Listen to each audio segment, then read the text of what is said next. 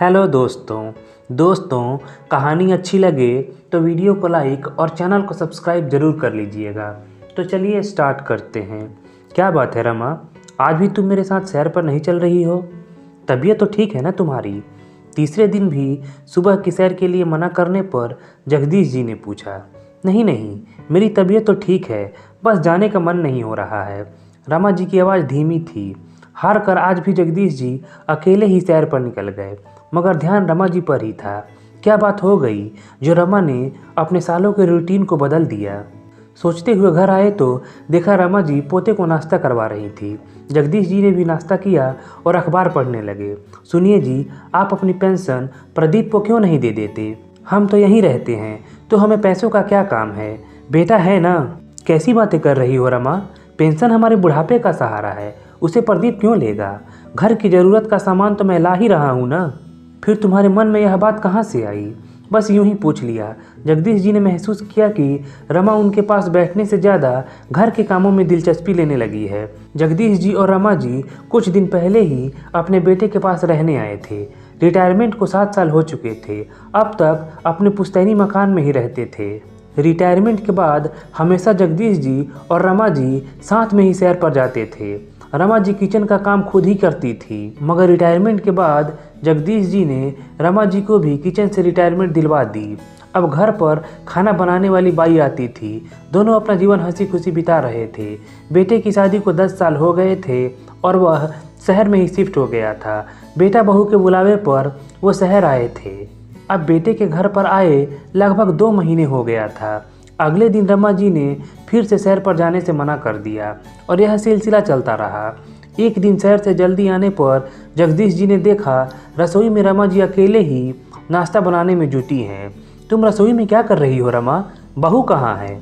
जगदीश जी की अप्रत्याशित आवाज़ पर रमा जी ने चौंक कर देखा। दरअसल वह सो रही है, काम ज़्यादा करती है ना, बेचारी थक जाती है। रमा जी ने अपने आप को संभालते हुए कहा, यह कौन सी रीत है तुम सास बहू की कि तुम काम करो और वह सोए? क्या इसलिए हमें यहाँ बुलाया था? अभी प्रदीप से बात करता हूँ। क्यों बात को बढ़ा रहे हैं आप? पहले भी तो मैं नाश्ता बनाती थी ना, अब भी बना लूँगी। क्या हुआ पापा, क्यों सुबह सुबह शोर मचा रहे हैं? वाह बेटा, पिता की बातें शोर लगने लगी। और तुम्हारी माँ जो रसोई में अकेले नाश्ता बना रही है उसे क्या कहोगे? तो इसमें कौन सी बड़ी बात हो गई पापा? माँ तो हमेशा से ही खाना बनाती आई है और उन्हें यह सब करना पसंद आता है। बेटे ने लापरवाही से कहा, तुम्हें तो पता ही है तुम्हारी माँ थोड़ी देर टहलने के बाद ही घर का काम करती थी, मगर अब उन्होंने यह भी छोड़ दिया और तुमने कारण जानने की भी कोशिश नहीं की। तब तक प्रदीप की पत्नी भी आ गई। सब समझ रहा हूँ कि हमें यहाँ क्यों बुलाया गया है। कल तुम मेरे पेंशन की पूछताछ भी कर रहे थे, तुम्हारी नज़र उस पर तो नहीं? काम वाली के तो यहाँ ढेरों नखरे हैं। सोचा माँ आएगी तो तुम्हें मुफ्त की बाई मिल जाएगी जो 24 घंटे तुम्हारा और तुम्हारी बीवी का हुक्म बजाएगी। अपने बूढ़े माता पिता को सुविधाएं देने के बजाय उल्टा उनसे बहस कर रहे हो। मैंने तुम्हारी माँ को रसोई से रिटायरमेंट दिलवाई है तो वह आज से रसोई में नहीं जाएगी, और अगर गई तो सिर्फ मदद करने, अकेले सारा नाश्ता खाना बनाने नहीं। जगदीश जी ने 2 टूक लहजे में कहा, पापा आप गलत समझ रहे हैं। हमारा इरादा गलत नहीं था और आपकी पेंशन तो घर के काम ही आएगी। आप मेरे साथ रहते हैं तो आपको पैसों की क्या ज़रूरत है? तुम्हें नहीं समझा सकता हूँ। आज ही हम अपने शहर वापस चले जाएंगे। इतना सक्षम हूँ कि अपना और अपनी पत्नी का भरण पोषण कर सकता हूँ। तुम्हें और तुम्हारी पत्नी को हमारे बारे में सोचने की ज़रूरत नहीं है।